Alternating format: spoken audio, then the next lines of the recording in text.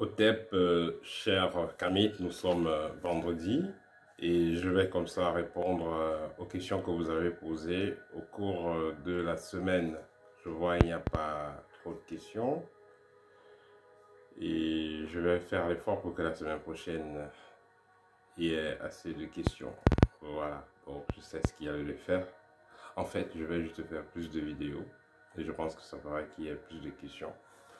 Alors, je vais rappeler que cette séance questions-réponses, elle est faite particulièrement pour ceux qui ne font pas partie de l'école. Parce que ceux qui font partie de l'école, je m'entretiens chaque semaine avec chacun de mes étudiants et il a le temps de poser ses questions.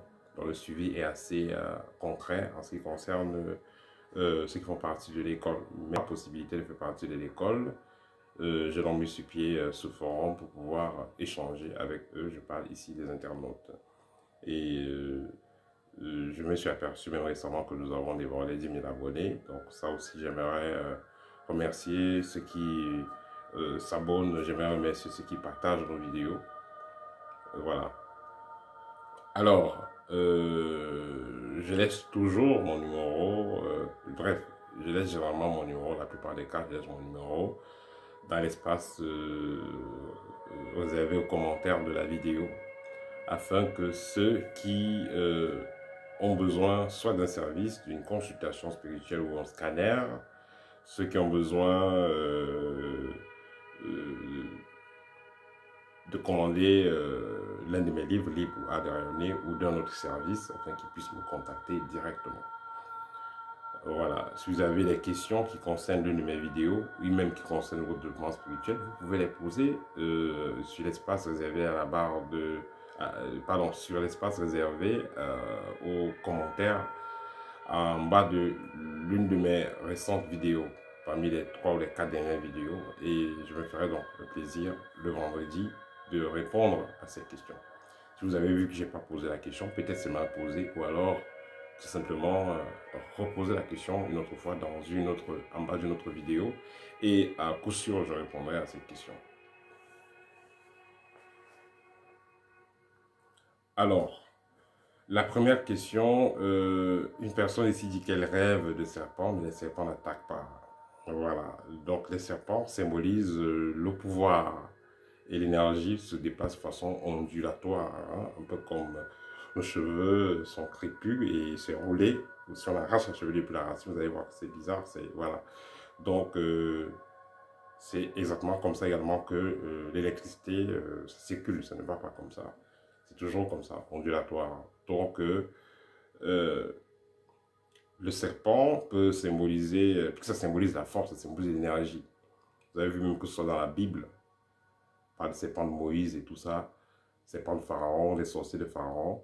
Donc le serpent symbolise le pouvoir, mais vous savez, quand on dit toujours le pouvoir, il est neutre, il peut être constructeur ou destructeur.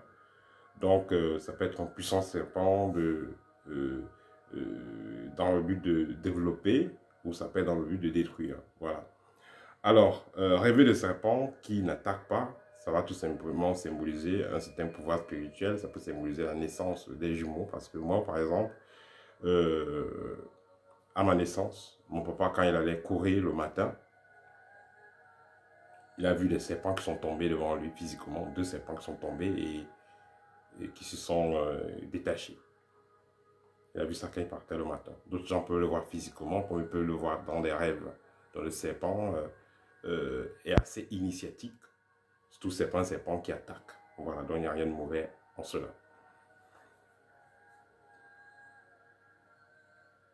Question suivante. Rêver de chat avec 3e œil. Le chat, par contre, pourra symboliser des passions sexuelles. Peut-être que vous avez envie des relations sexuelles ou voilà, ça peut aussi renvoyer à votre partenaire. Bref, le chat va symboliser beaucoup plus les activités liées à l'érotisme.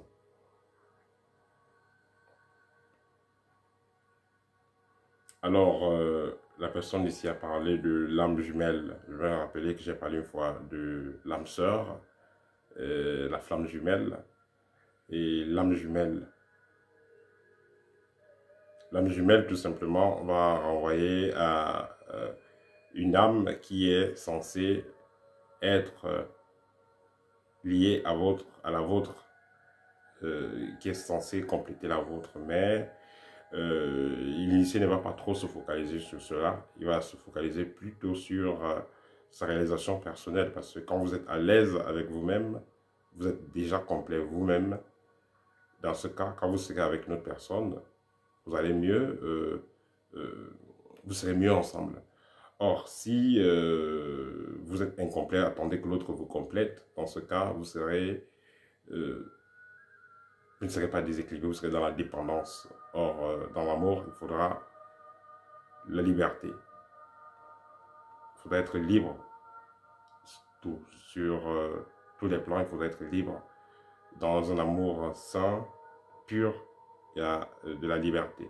Un peu ceux qui ont déjà eu à communiquer avec le guide, ceux qui ont déjà eu à rencontrer le guide, vous saurez de quoi je parle. Quand moi j'ai rencontré mes guides pour la première fois, parce que l'expérience que les gens font, ça dépend de qu'est-ce qu'ils font comme expérience. Mais moi, quand j'ai rencontré mes guides pour la première fois, j'étais assez choqué. J'ai juste vu des gens qui étaient très souriants, très souriants, et très tolérants à l'infini. Donc, qui n'avaient même pas de colère en eux, qui étaient très souriants. Et moi, ça m'a un peu étonné pour la première fois, voilà, de voir des êtres comme ça, pleins d'amour infini. Et voilà, donc c'est tout simplement ce que j'ai eu comme ressenti quand j'ai vu mes guides. Voilà.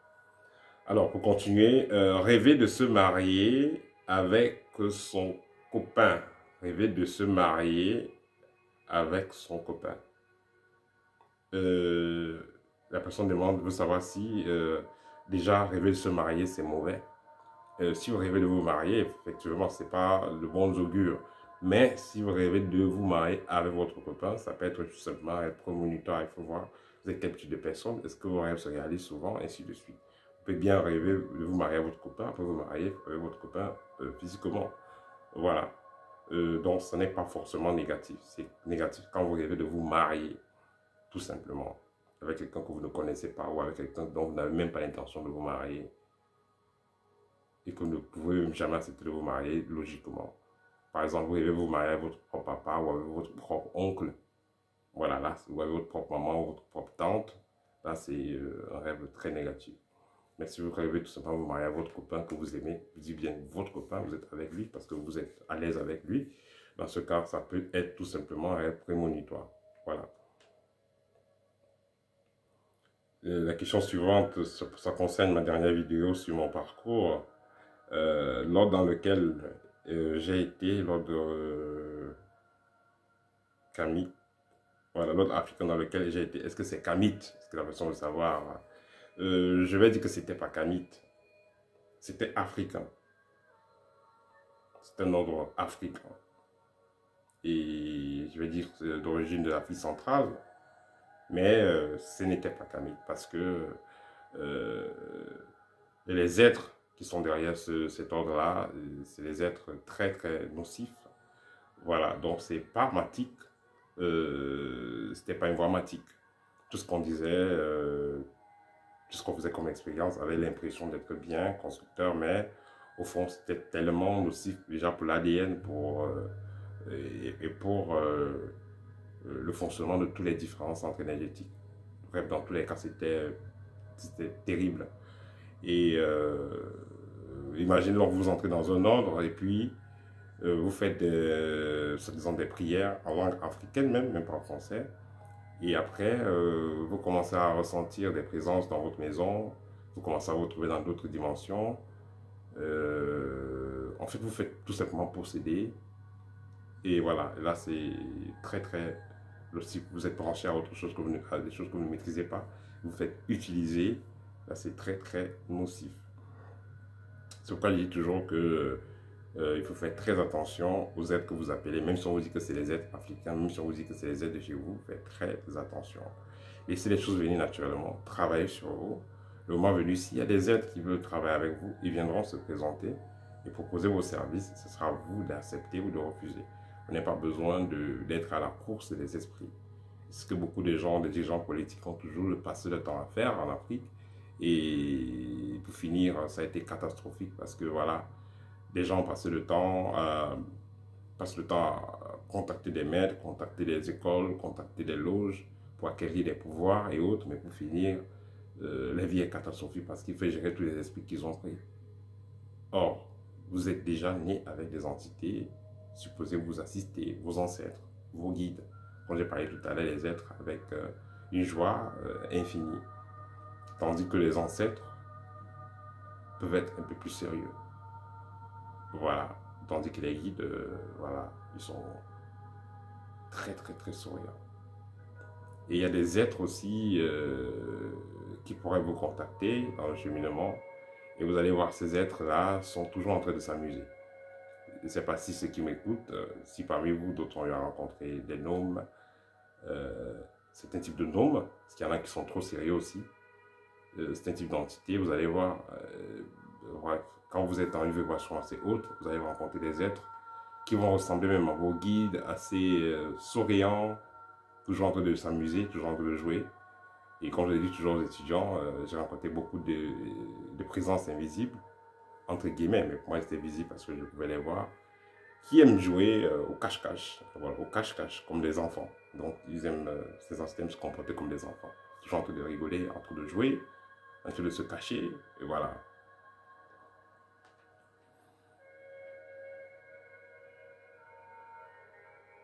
La question suivante, combien de temps avez-vous passé dans l'école, je pense l'école que j'ai rejoint quand je suis arrivé en Russie, combien de temps avez-vous passé pour être libre? C'est pas le temps que j'ai passé dans cette école qui m'a rendu libre, c'est tout simplement ce que les principes que j'ai eu à apprendre qui m'ont permis de me libérer de ce qui me dérangeait.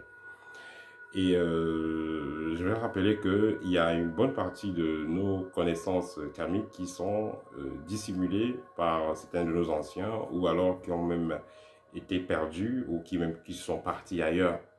Donc ne soyez pas surpris que vous pouvez aller vous rencontrer des mystiques en Asie ou en Amérique ou même en Europe qui vont parler de certains principes que peut-être vos parents n'en parlent pas, vos grands-parents n'en parlaient pas, mais vos arrière-grands-parents en parlaient. Mais vous allez retrouver ces principes-là ici. Comme par exemple le fait de ne pas couper les cheveux d'une femme qui est enceinte, parce que ça va faire que l'enfant ne vive pas longtemps. Le fait de ne pas parler fort à un certain heure de la nuit. Le fait de ne pas utiliser les aiguilles pour une femme enceinte, ainsi de suite. Donc, cela était enseigné par certains de nos grands-parents, mais il y a des parents même à l'heure actuelle qui ne connaissent pas. Mais j'ai vu ça, cette tradition, je l'ai vu, cette façon d'agir, je l'ai vu en Russie. Voilà, de façon à dire qu'il est important d'être ouvert d'esprit et voilà, et se focaliser sur la finalité de qu'est-ce qu'on veut. Voilà, tout en étant ouvert au maximum possible pour sa propre culture, mais s'il y a d'autres choses qui sont proposées et qui restent dans la matte, pourquoi pas essayer de voir. Vous pouvez dans cela retrouver même certaines de vos pratiques ancestrales. L'essentiel, c'est de comprendre le principe qui est derrière ce qu'on fait. Voilà.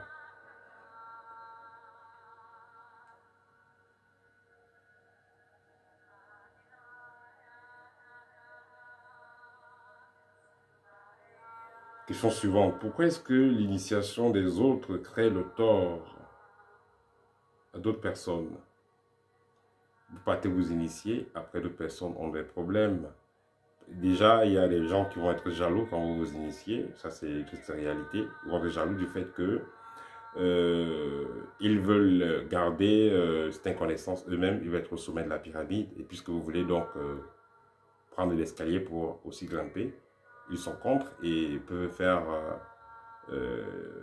peuvent mettre des machines en marche pour éteindre cette lancée-là, pour vous anéantir. Ça, c'est d'un point. D'un autre point aussi, c'est que voilà, le sorcier n'aime pas de témoins. C'est-à-dire de témoins. Quand vous commencez à développer cette faculté, déjà votre champ magnétique change. Dans le quartier, on saura qui fait quoi, qui est qui. Dans le plan mystique, les sorciers se connaissent toujours entre eux. Les mystiques se connaissent entre eux, se lisent entre eux.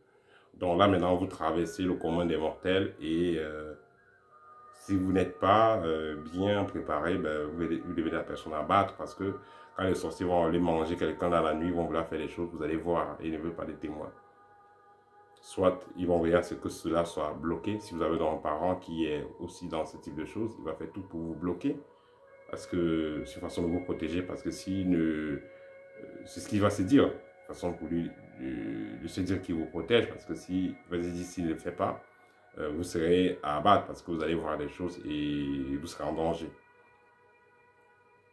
Soit, tout simplement, quand vous allez développer des capacités, d'autres personnes essaieront de vous posséder pour utiliser ce que vous êtes en train de travailler à votre place.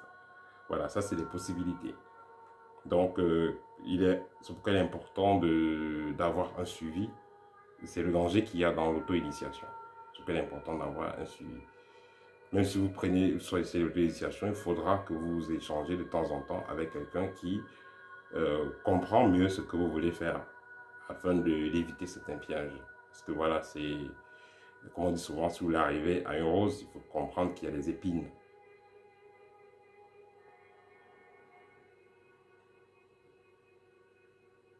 Et le dernier point, l'initiation des autres va être négatif pour d'autres personnes, dans le sens où quelqu'un qui veut faire une initiation, qui a un mouvement sataniste maléfique et tout ça, un mouvement maléfique, ces gens parfois ont besoin d'âmes pour travailler. Voilà, ils ont besoin de...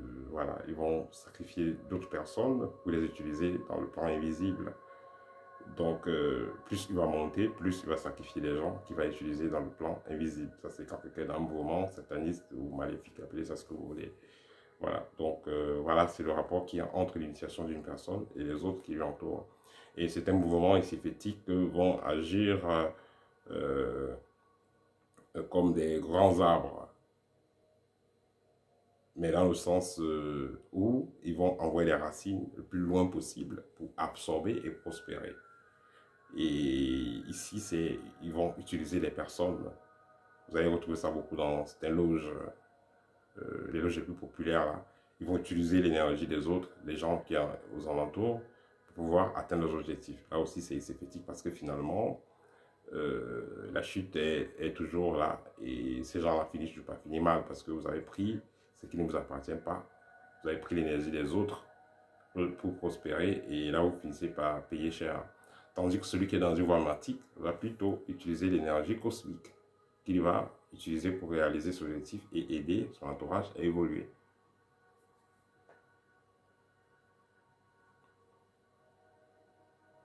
Question suivante, comment pratiquer la sexualité sacrée? Ben, il faut s'initier, point final. Parce que si vous développez, vous le faites, on vous explique comment le faire, vous commencez à le faire correctement. Vous pouvez avoir d'autres problèmes liés à cela parce que voilà, il faut un suivi et vous allez commencer à rayonner d'une certaine façon, vous serez testé, vous serez attaqué et vous pouvez ne pas tenir parce que vous n'avez pas la citrance. Voilà. C'est pourquoi c'est mieux de... c'est comme si quelqu'un me dit ouais, comment conduire une voiture. C'est bien, vous pouvez conduire la voiture, pas de problème. Mais aller conduire en route, c'est autre chose parce qu'il y a les panneaux de signalisation, il faut maîtriser les choses. Et s'il y a un contrôle de police, donc il faut un permis. Et pour le permis, il faut passer à l'auto-école. Point final.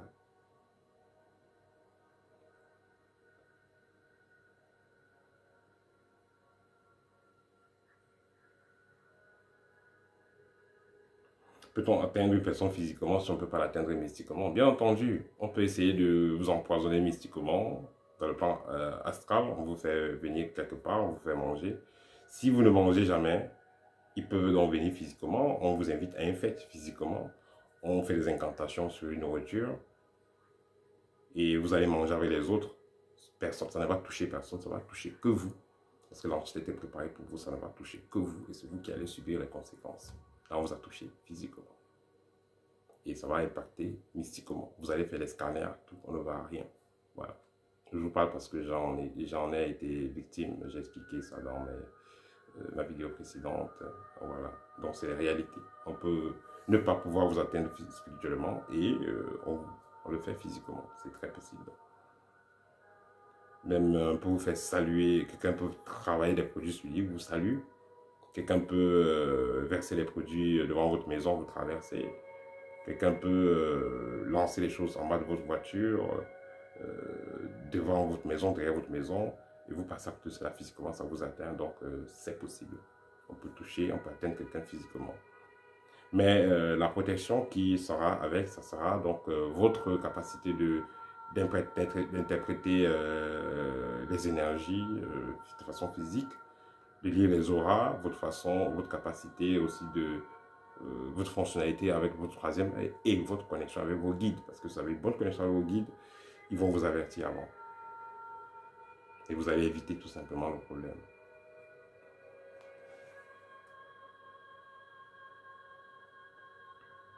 Question suivante, comment aider une âme errante? L'idéal serait de contacter un spécialiste pour aider une âme errante. Vous pouvez allumer une bougie, déposer dans un verre d'eau et demander à la personne, inviter les ancêtres de la personne de venir déjà et demander à ses ancêtres d'accompagner cette âme errante. Mais il y a des cas où il faut d'abord passer par la purification de la personne qui est décédée, de cette âme-là, qui est errante. Il faut la purifier, il faut la peser, il faut comprendre quel est son problème, pourquoi est-ce qu'elle est encore là, pourquoi elle n'est pas partie. Et résoudre ce problème avant d'ouvrir les portes à nouveau pour qu'elle puisse partir. Voilà, donc ça demande un accompagnement par un professionnel.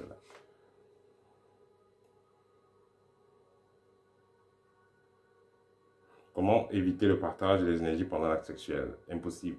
Vous allez partager l'énergie pendant l'acte sexuel. Vous allez partager l'énergie pendant l'acte sexuel. C'est pourquoi on ne fait pas les rapports sexuels avec n'importe qui. Mais quand vous êtes initié, déjà, vous savez ce que vous pouvez faire pour vous nettoyer après l'acte sexuel. Donc, voilà. C'est un peu comme si vous dites que vous allez mettre la nourriture dans la bouche et sans sentir la température de cette nourriture. C'est impossible, vous allez ressentir. Donc, quand vous faites l'amour avec quelqu'un, vos auras se frottent, vos auras se mélangent, automatiquement, vous allez être impacté par l'énergie de la personne. C'est pourquoi soit vous allez purifier la personne avant, soit après l'acte, vous allez vous purifier. Dans tous les cas, il y a échange énergétique. Question suivante, le pacte avec les esprits se fait d'abord dans l'astral. Ça va dépendre de l'opération. Voilà. Mais la confirmation, c'est d'abord dans l'astral. Tant qu'il n'y a pas de confirmation dans l'astral, ça veut dire que rien n'a été confirmé. Où trouve-t-on les pierres spirituelles? C'est-à-dire labrador, tourmaline, labradorite, tout ça, et les tirs, ben, vous pouvez les commander en ligne sur Amazon ou bien sur... vous pouvez les commander en ligne tout simplement. Mais il faudra faire attention de choisir l'original parce qu'il y a aussi des copies. Comment faire appel aux anges? C'est très intéressant. Ça dépend de quel ange. Si les anges qu'on raconte sur Internet, là, la plupart, c'est des histoires. C'est des entités vampiriques, reptiliennes. Donc, c'est les âmes réelles. Pour en faire appel, il faudra tout simplement être initié. Point final. Parce que certains anges ne vont pas se manifester tant que vous-même, vous n'avez pas un certain taux vibratoire. Tant que votre environnement n'a pas un certain taux vibratoire, ils ne viendront pas. Si on vous invite vous-même dans un endroit où il y a la boue, il y a la saleté, vous n'allez pas venir. C'est comme c'est un piège. Donc, vous allez inviter, ils ne viendront pas. Ils ne viendront pas. Ils ne viendront pas. Si vous voulez entrer en contact avec les anges, ces entités, il faut se faire initier. Nous avons un module à l'école, contact avec les êtres invisibles, où on vous apprend comment entrer en contact avec ces êtres-là, en commençant par l'ouverture du troisième œil, le développement des facultés extrasensorielles. Et c'est ça la seule clé. Il n'y a pas une autre clé. Ça n'existe pas. Pour entrer en contact avec les êtres invisibles, il faut d'abord travailler sur soi. Parce qu'il faut une communication bilatérale. Vous envoyez des messages, ils reçoivent des messages, ils envoient des messages, vous recevez. La plupart des gens vont faire semblant d'envoyer des messages qu'on va recevoir à 20-15%. Mais quand vous faites des choses dans les règles de l'art, on reçoit le message à 100% parce que vous êtes préparé, vous avez préparé vos différents corps à communier avec ce type d'entité-là, à communier, à exercer, à agir dans certains types de dimensions, dans ce type de fréquences. Et la dernière question, comment reconnaître une personne qui est possédée, que vous soyez possédé ou que quelqu'un soit possédé autour de vous, à côté de vous. La personne qui est possédée, déjà, il y a les pertes de cheveux, c'est une forme d'envoûtement, en fait. Il y a les pertes de cheveux, il y a le stress, il y a les troubles de libido, il y a le trouble de comportement, il y a une malchance qui ne s'explique pas. Donc, tout ce que la personne fait, ça rate. Si la personne vient à vos projets, ça rate. La personne même perd le travail, le dégoût de la vie, le désir profond de se suicider, ou tout genre de mal parler des gens, de la détruire les gens. Ça, c'est les signes d'une personne qui est possédée. Voilà, c'était tout pour aujourd'hui. J'espère que ça c'est pas trop long. Voilà.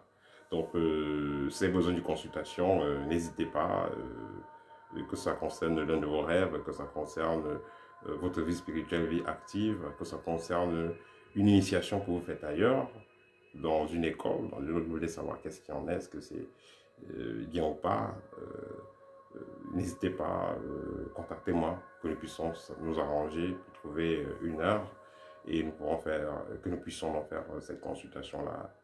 Et pour finir, vous avez besoin d'un de mes livres libres pour art de rayonner, livre qui vous enseigne comment vous désenvoûter, protéger l'environnement, protéger votre aura, travailler sur votre photo ou sur celle d'un proche, ou alors les livres art de rayonner qui vous enseignent comment attirer le bonheur que vous voulez, comment activer récupérer votre étoile, l'activer, la protéger. Parce qu'il faut savoir comment protéger son étoile. Voilà. Donc, si vous avez besoin de l'un de ces livres, n'hésitez pas. Et pour finir, si vous avez besoin de la formation qui dure sur 15 mois. Les cours se donnent en privé sur Skype. Voilà. N'hésitez pas. Voilà. Je suis à votre écoute. Au TEP, bon week-end à tous.